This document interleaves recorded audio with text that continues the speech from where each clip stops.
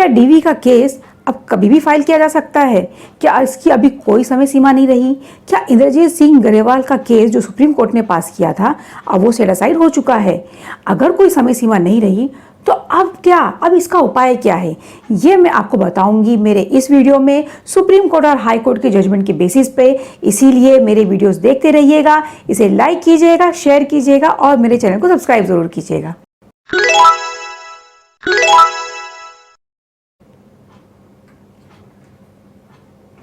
हाय viewers, आजकल काफ़ी confusion है इस बात पर कि क्या अब डोमेस्टिक वायलेंस एक्ट के अंदर जो केस फाइल किया जाता था अब क्या उसकी कोई समय सीमा नहीं रही?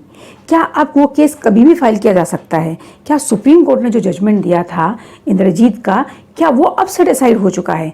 व्यूवर्स, इसके ऊपर ही मेरा ये वीडियो बेस है, जिसके अंदर मैं आपको अपने डोमेस्टिक वायलेंस एक्ट के अंदर फंसे हुए केसेस से बाहर निकलने के कुछ उपाय बताऊंगी सुप्रीम कोर्ट के और हाई कोर्ट के जजमेंट के बेसिस पर। सबसे पहले तो मैं वो जजमेंट के बारे में बताती हूँ जिसमें ये बताया गया था कि जो केस फाइल किया गया है वो लेट फाइल किया गया है, इसीलिए वो abuse of process of law है। जी हाँ, 2012 का सुप्रीम कोर्ट का जजमेंट जो है इंद्रजीत सिंह ग्रेवाल, सुप्रीम कोर्ट ने 2012 में जो जजमेंट दिया था इंद्रजीत सिंह ग्रेवाल का, इसका डिस्क्रिप्शन आप इस वक्त मेरे स्क्रीन पर देख रहे होंगे।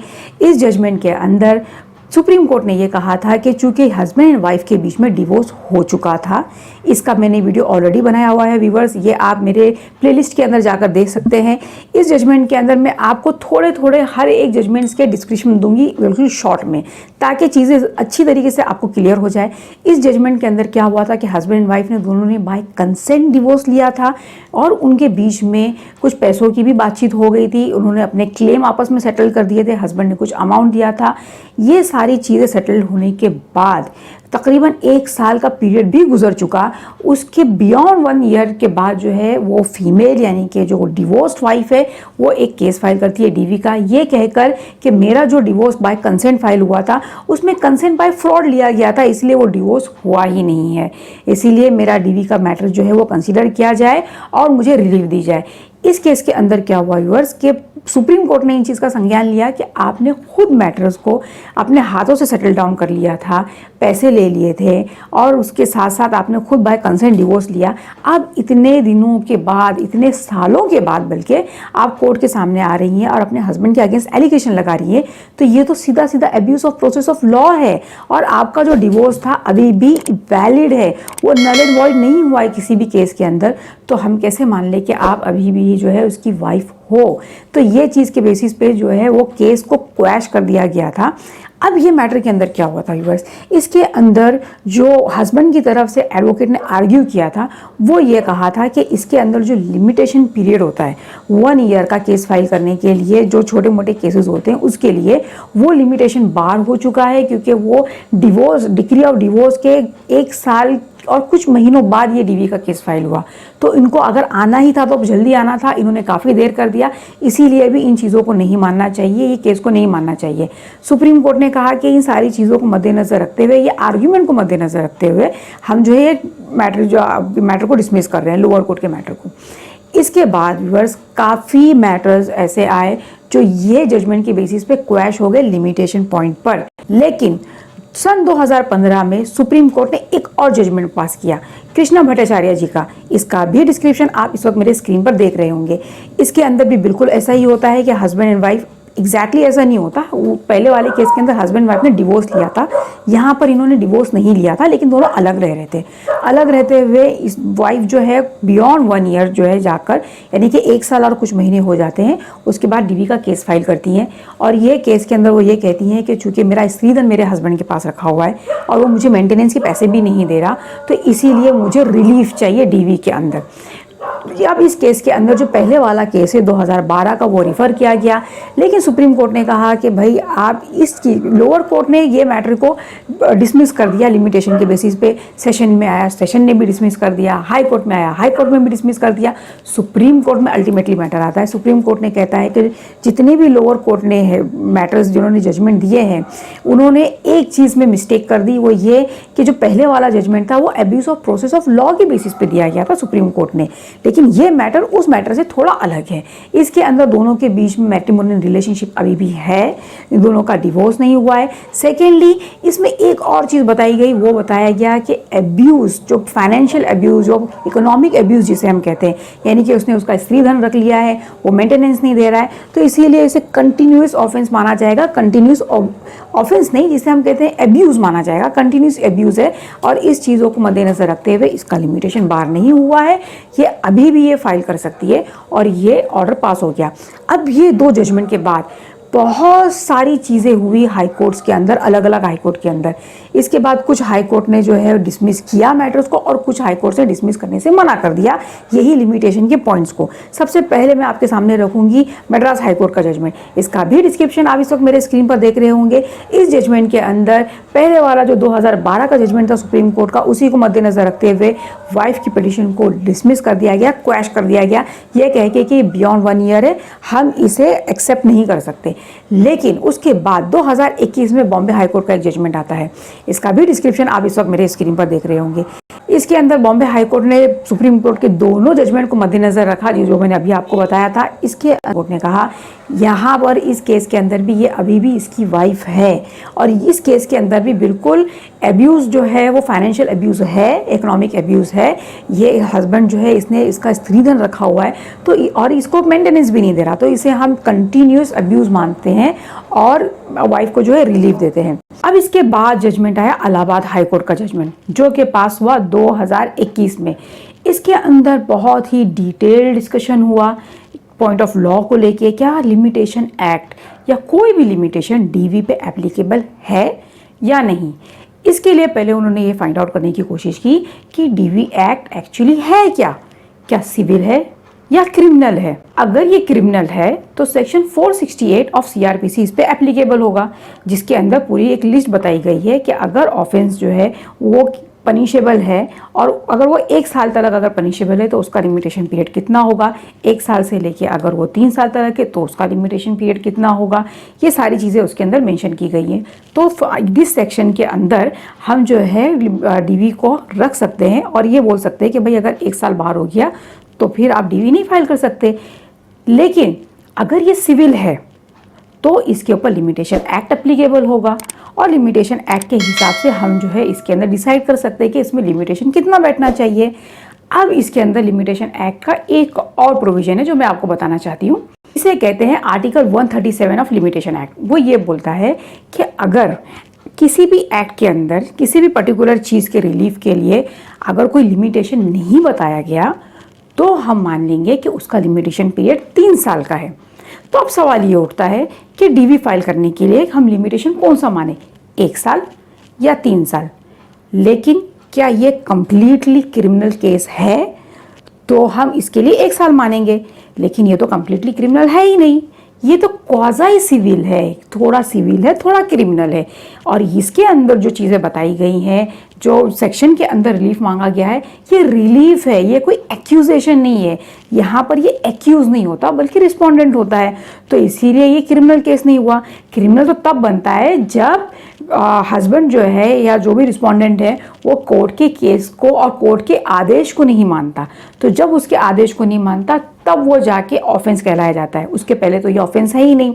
तो क्या ये सिविल है? सिविल भी हम पूरी तरीके से नहीं बोल सकते, क्योंकि इसके अंदर क्लियरली लिखा हुआ है कि प्रोसीजर जो है वो सीआरपीसी के हिसाब से चलेगा।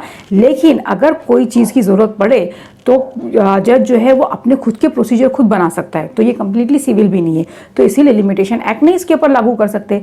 तो भैया ये है क्या? ये ना ही सिविल है और ना ही क्रिमिनल है, तो क्या इसका कोई लिमिटेशन नहीं? अब अपील फाइल करने के लिए 30 दिन का लिमिटेशन बता दिया गया है, अपील के लिए लिमिटेशन है, तो क्या केस फाइल करने के लिए कोई लिमिटेशन नहीं है? लेकिन ऐसा तो हो ही नहीं सकता कि कहीं ना कोई लिमिटेशन ज़रूर होना चाहिए हर केस के अंदर।